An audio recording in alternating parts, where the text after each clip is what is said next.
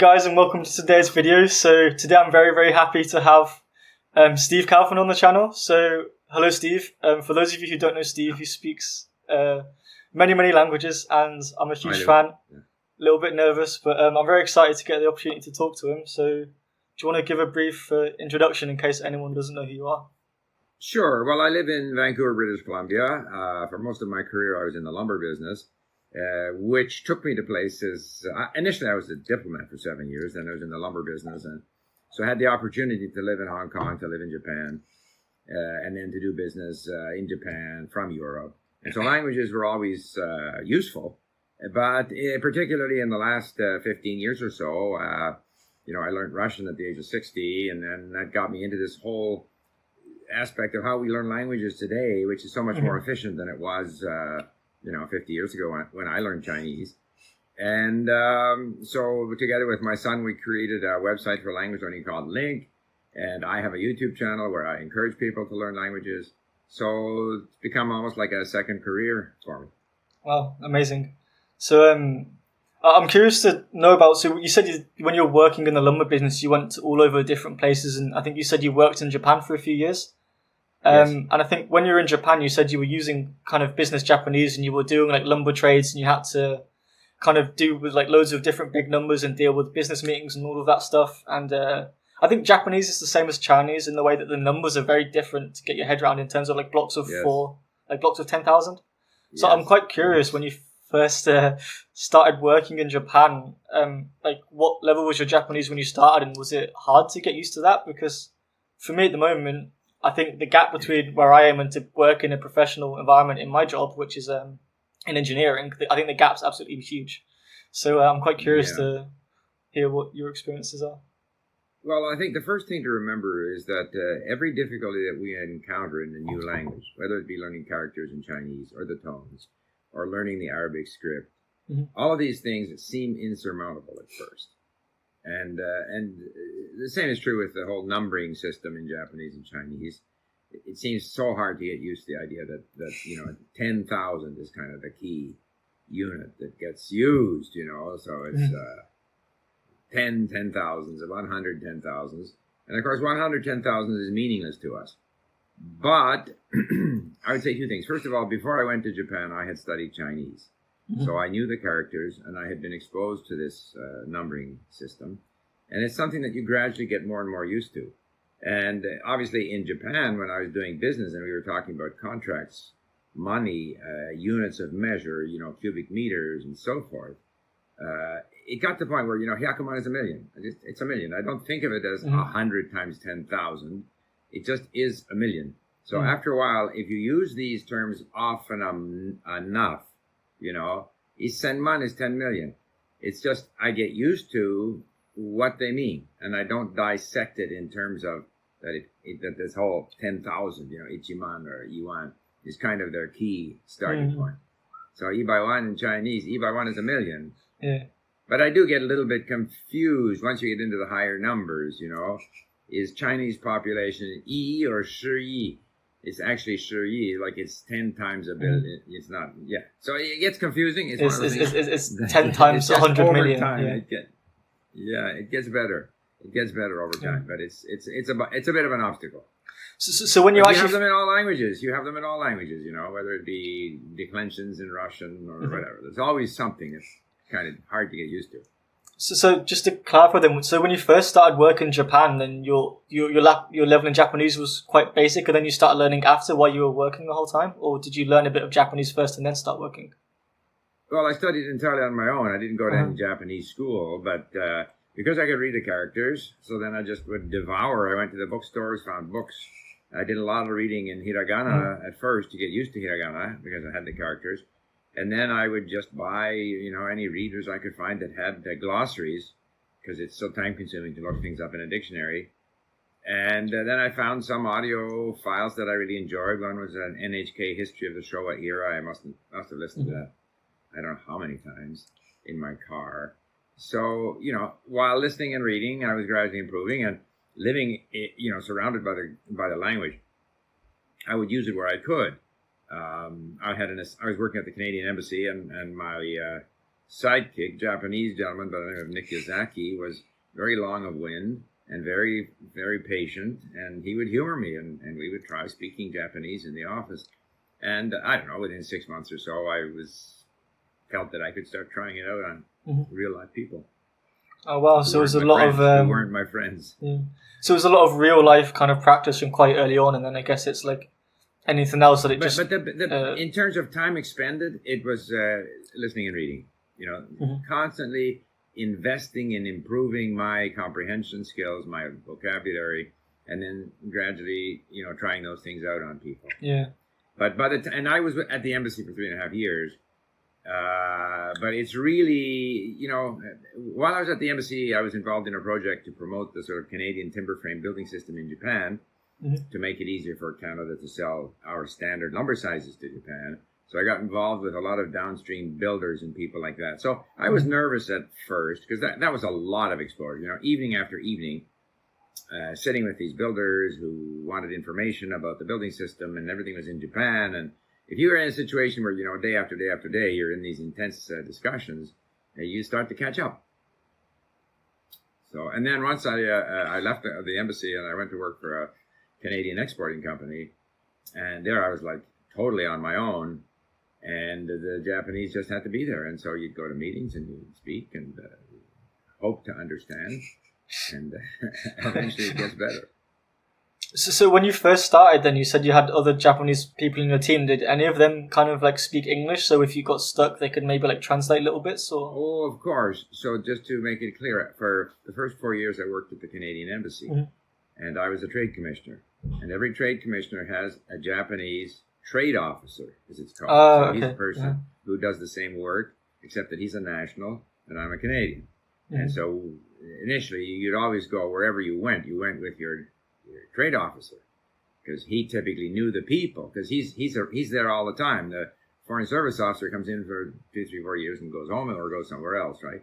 Whereas the trade officer has the contacts, knows the market, knows what to do, and so he just brings you along. So that was a very comfortable way to get into it. When I was heading up the office for this Canadian exporting company, I was on my own. Eventually I did hire some people, but they would go off and do their thing. I went off and did my thing. I was on my own.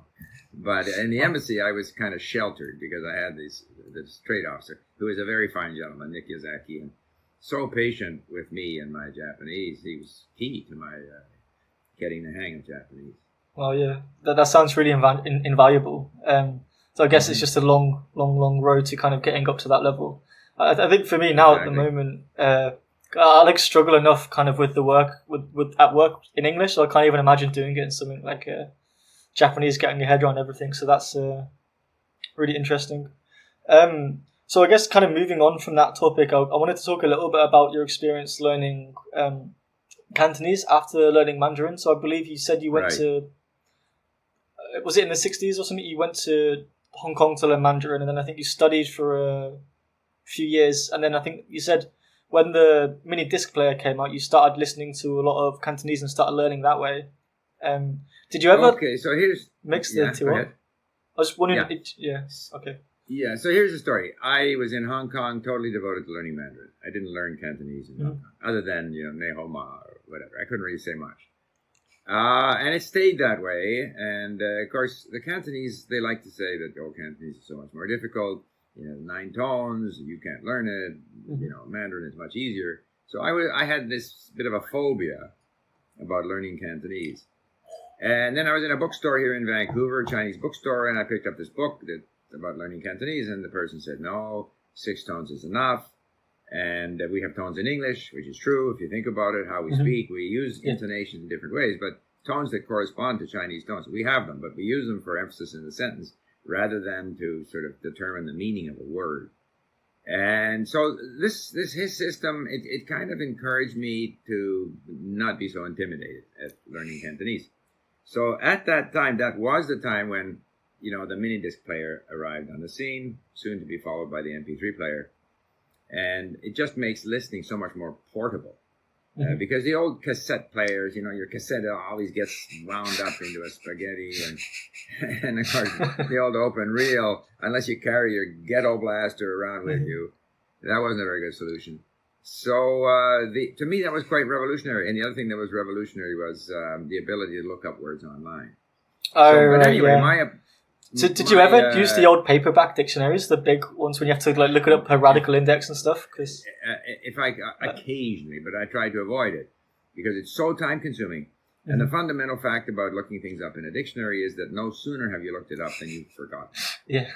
So it's not like in English where you go alphabetical. Okay, it means that. Close the dictionary, you've forgotten. That's okay. You can look it up again. But in Chinese, it's so much more time consuming to look up a word and to then just forget it. So basically, I stuck to and I accumulated my vocabulary in Mandarin. And I have an enormous collection of books with glossaries for each chapter. And to me, the glossary has to be there for each page. You can't have the glossary at the end of the book. That's useless. You have to have it right there so you can review the words before the chapter, review the words after the chapter, forget half of them. It doesn't matter. Move on to the next one. But they put in so many of these books. So many of these people who design language books are so stupid. They put all the glossary at the back. So every word you got to thumb through at the back. Why wouldn't you put it for each chapter? And stuff like that. But getting back to Cantonese, so what I did, I emphasized or focused on news-related articles, because if you read a news article in a newspaper, that can be read in Cantonese, it can be read in Mandarin. The vocabulary doesn't vary very much. It's the daily, not quite slang, but casual language where there's greater variation. So I did buy a book where they focused on colloquial Cantonese. But if the first issue is to get to how they pronounce things in Cantonese, different from Mandarin. So therefore, I tended to stay with content where I can read it and I know how it's pronounced in Mandarin. I just need to know how it's pronounced in Cantonese. And so I did. Okay. So I listened to a lot of news and news radio, talk shows where people are talking about current events. So vocabulary that I'm used to comes up, but in Cantonese.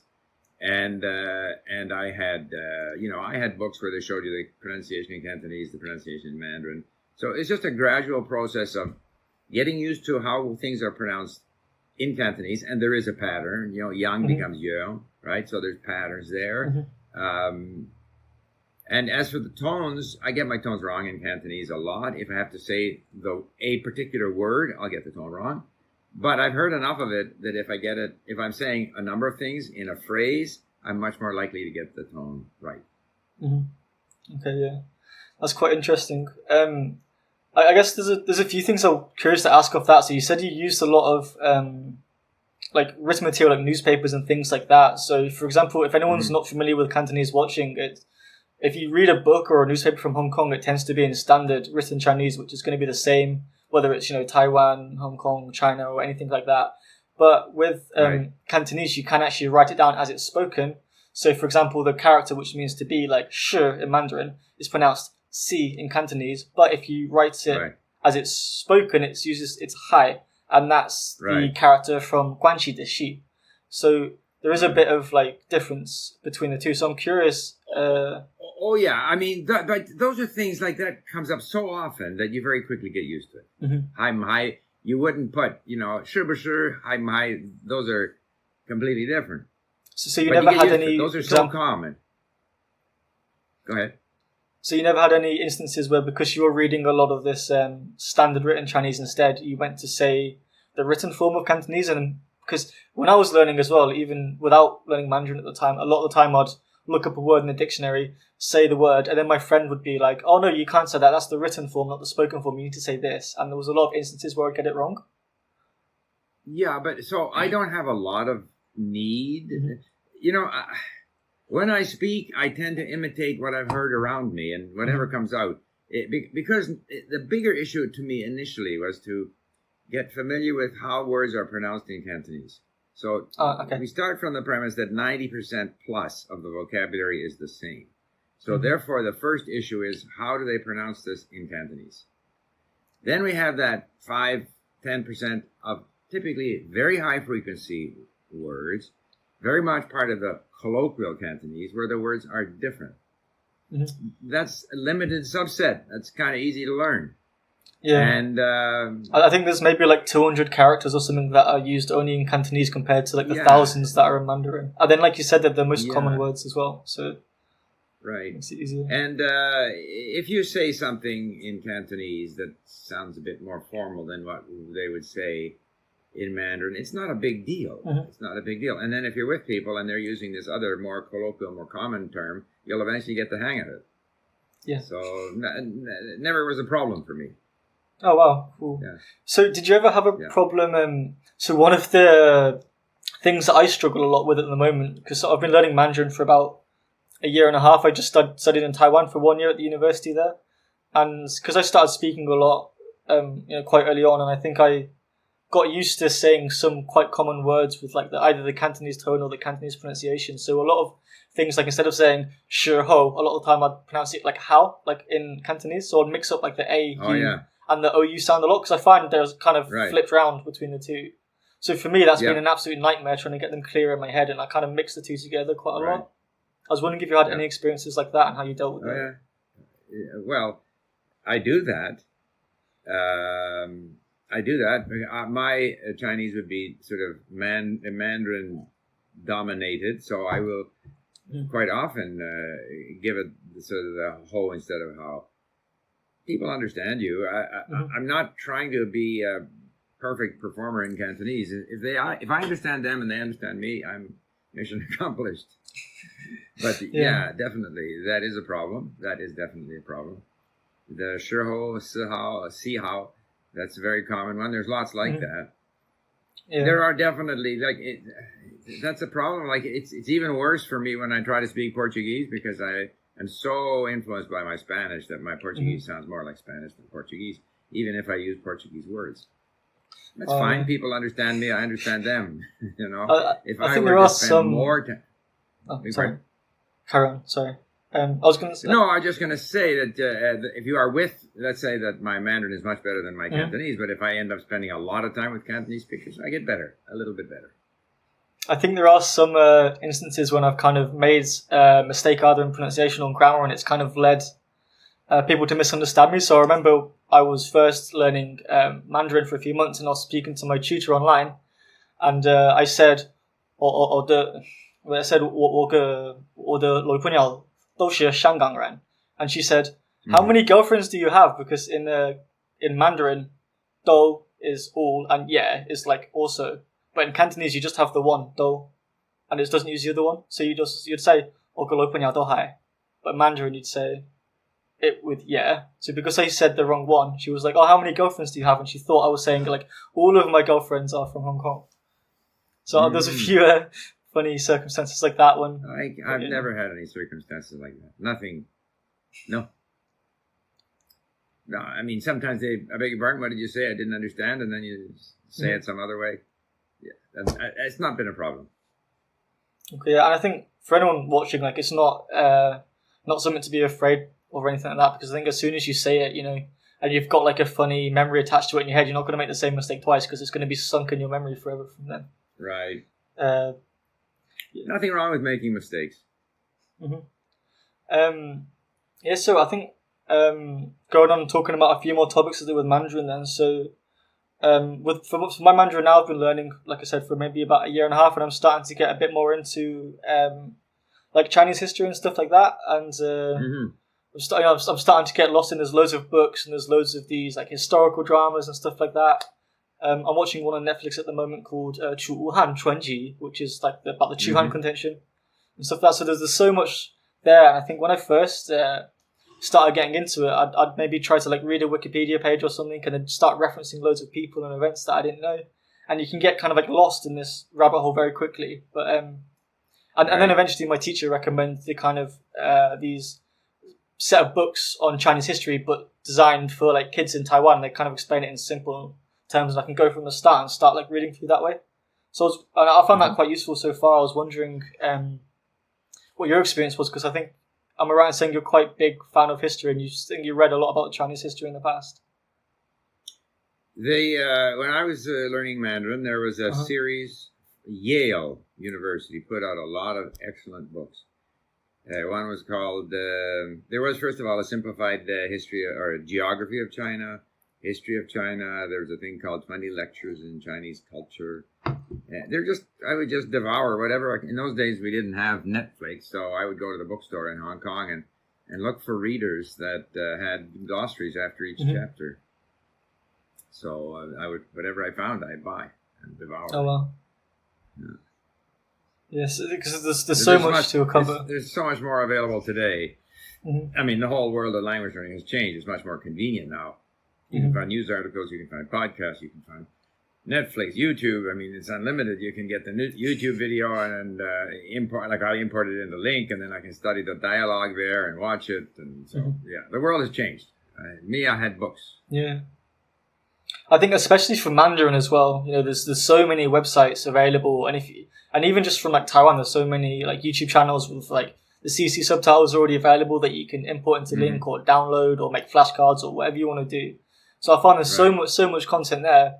And actually for Cantonese, I actually found this to be more of a problem. I don't know if you had this because, so you said before, people said that Cantonese was really difficult because of the tones or because of, I don't know, other reasons or whatnot. No, the tones I think were manageable. The characters are the same, they're not too different from Mandarin. But what I found quite difficult in comparison was the spoken written divide.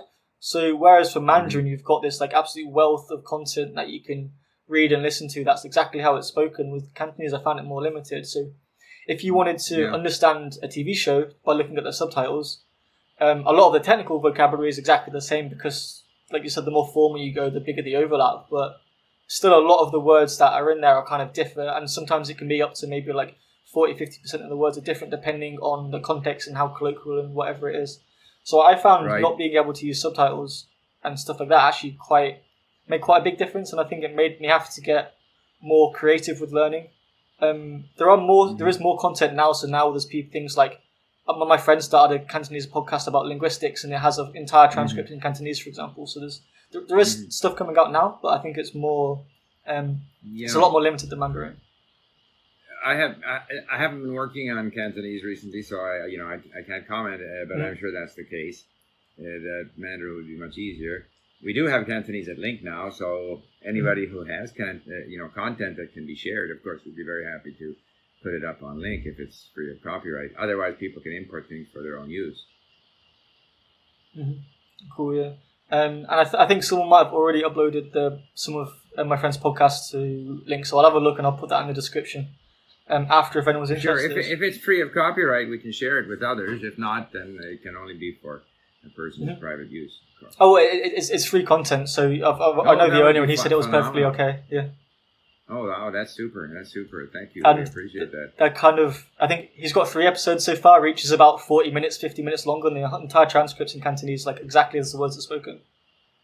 Which is pretty. I haven't done Cantonese at Link, but I'm sure we have a Cantonese dictionary there. I just don't know. I'm sure there is a Cantonese dictionary that would give you meaning for the Cantonese characters, but I'm not sure because I haven't been doing Cantonese at Link. I think so. If we don't, we should get one. If we don't, and you have a dictionary that you want us to use, just tell us.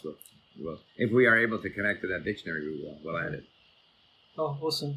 Yeah, I think there is. I haven't actually used it for Link because it's been about 2 years since I studied Cantonese, and it's gotten a lot worse because I've been studying Mandarin quite intensively for the past year and a half now, and then because I haven't touched Cantonese in so long, it's kind of in the back of my head somewhere. But I'm sure. I think there is a dictionary. I think the pinyin they use Yuping, if I remember correctly. Yeah. Cool. So did you ever, when you were learning Mandarin then or anything, did you ever start diving into classical Chinese at all? Is that I had the odd. I attempted. I have a book on classical, Wang Yin and all this stuff, and I wanted to do it, but. There are so many things we want to do, and then we end up not having the time. So, because there's too many things. I would like to do it, but then I went to Japan. I was focused on learning Japanese, and so I still have these Wenyan books here, and I have books here from Lao Tzu and Zhuangzi, and but they're too like in the original. Well, yeah, in the original, full of annotations. Books that have been published recently with the sayings of Zhuangzi or Lao Tzu or whatever, and lots of explanations, and I have read through those at times and read their explanations, but if I get something written in classical Chinese, I can only guess at what the real meaning is. But it's something I'd love to do if I had the time. There's so many things I'd like to do if I had the time. It hasn't been a focus. I think it's just quickly in case anyone's wondering, Laozi and Zhuangzi are two Taoist philosophers that were old writers in Taiwan a while ago. So they've got, talking about stuff from hundreds of years ago, and that and even I've heard a lot of native speakers say thousands. Even with Laozi, I heard a lot of native speakers say a lot of what they're writing is very contextual. So they take a lot of the unnecessary characters out, which means there's multiple ways even native speakers can interpret these things, which make them really, really difficult. Not to mention the fact that their philosophy is a little bit sort of, how do you say, kind of a feeling thing, It's not Cartesian, let's say. So even if you read it in English, you're left wondering what they really meant. And even amongst the Chinese, you'll have a variety of interpretations as to what they really meant. But you're left with this feeling. And it's a wonderful feeling. I enjoy them because it's this whole suggestion, especially with Zhuangzi, that, this wu wei, like you don't have to work so hard. You just have to kind of absorb it, don't fight it, which is my approach to language learning. It's just, it's like, I'm not going to go in there and dissect every grammar rule. I just want to let it kind of penetrate and keep at it. And I think this is a bit of a, Zen-like Taoist or Zhuangzi-like approach to language learning, and that's why I occasionally go and try and read those books, but come away more perplexed. I can imagine. Yeah, I think that's really. I mean, I think the main thing that you just said is that there's no point trying to force yourself into doing stuff you hate when there's an absolute wealth of content available that you can consume now on the internet, and there's going to be something that you like in almost any language. So if you just find enough of it and just keep going, then you're just going to get better and better. And if the process is fun, then there's no rush. Absolutely. But it's interesting. I think I actually first heard about Zhuangzi in the first chapter of your book when you started talking about the story of the crooked tree, and then that was actually the first book that I read in Chinese, and when I was learning Spanish a little bit before, I did it for a few months, and that was the first book I read in Spanish as well. Wow! Because I don't know what your thoughts are, because I think reading is very, very useful for helping you acquire a new language, but in terms of when you first start, it can be so intimidating and daunting to the concept of completing a whole book. And then when I saw your book was translated into other languages, and I saw each chapter is very, very short. It's on a specific topic about language learning, and it doesn't go off into anything too fancy. It's just talking about, in a relatively plain language compared to novels, and it's not about a wide range of topics. The chapters are really short, and it comes with audio, I think, in the case of Spanish. And I'm kind of familiar with the content because... Right. It's amazing how much it helps if you're familiar with the subject. Like I had a person communicate with me. He's an Arabic speaker, native speaker, and he sent me some videos, including a video by a person, Arabic speaker, I don't know from which country, talking about link and analyzing link and explaining input-based language learning and so forth, all in Arabic. So and he has a very pleasant voice, and it's subjects that I'm familiar with. It's very pleasant. If, on the other hand, you go to something that's sort of very esoteric, talking about folk cultures or things that you're not at all familiar with, it's difficult. It's difficult. But reading, say in Spanish, is not such a big problem because it's written the way it's pronounced. Reading in Chinese or Arabic is a bigger issue, bigger problem.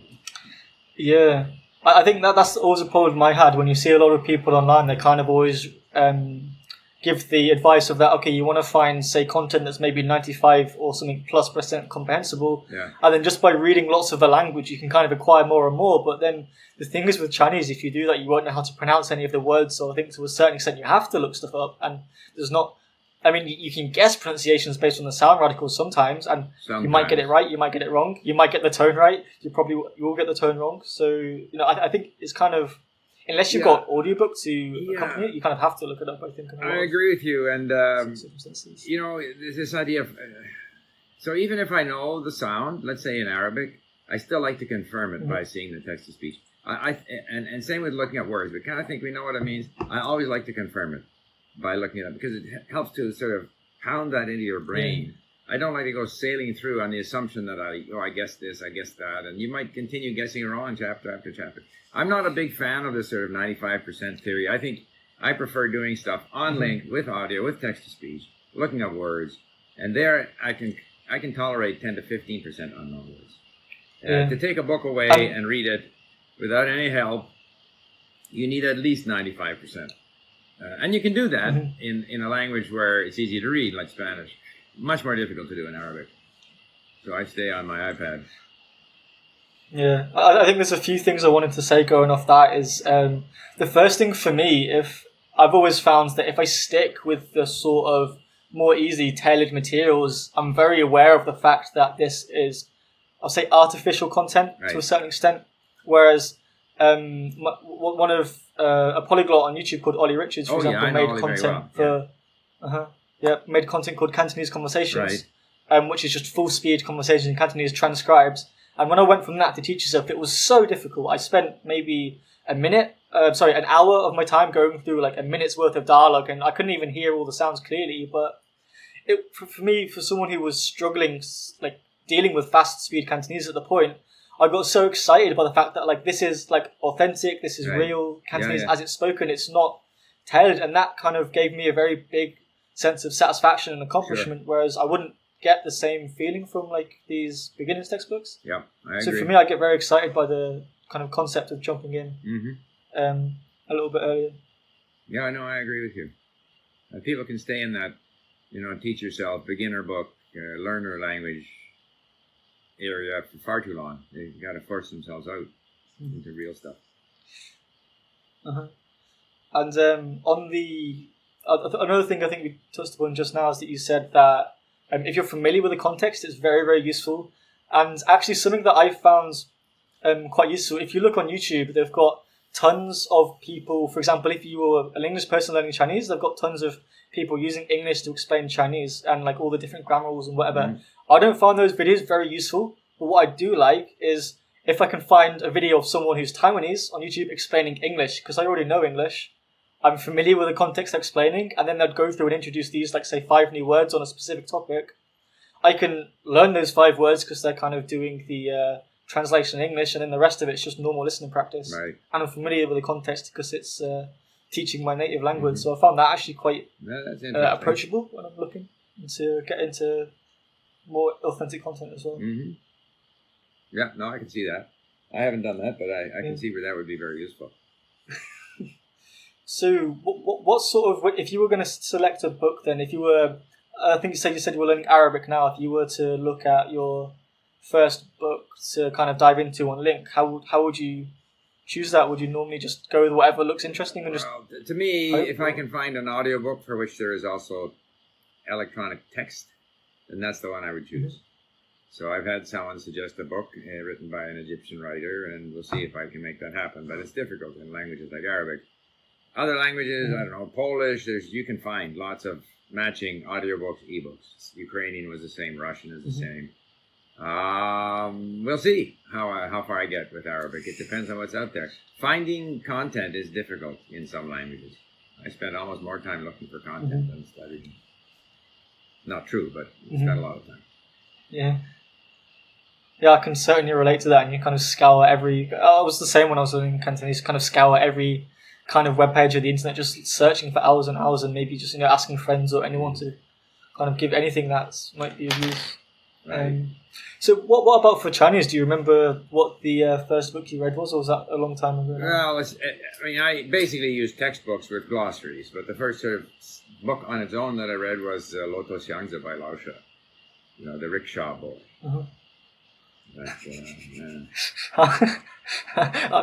I'm reading that literally now. At the moment, I'm on chapter like 18 out of 24. So that's quite...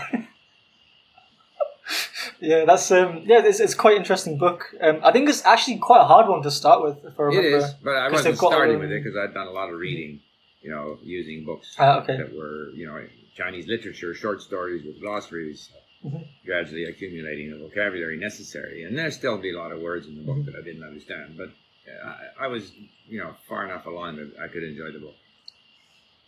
Yeah, I think actually for that one as well, on a website called Ximalaya, which is like Himalayas, and it's a Chinese website, have a ton of audiobooks on, and they have the entire audiobook for the Rickshaw Boy or Luo Xiangzi on the website for free. Oh, wow. And it's split up in 35 sections, each about 20 minutes long. So what I've been doing, yeah. So that's free, and I can put a link in the description or send you a link later if you're interested. That would be nice, yeah, definitely. Although I don't have time to do it. But, and yeah. Yeah. So I think what I've found quite useful is to read the chapter in the morning, and then when I normally at some point in the day I kind of go for a walk around the block just to kind of decompress. I'd normally just put the audio on for that and just kind of listen as I walk around. Oh yeah. And I find it very, very useful. Yeah. Mm-hmm.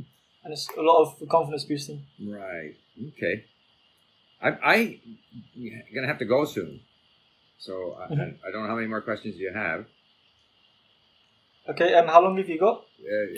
Essentially, I'm close to being done here. I've got to go out with my wife. I didn't realize we were going to be talking so long. Oh, sorry. Yeah.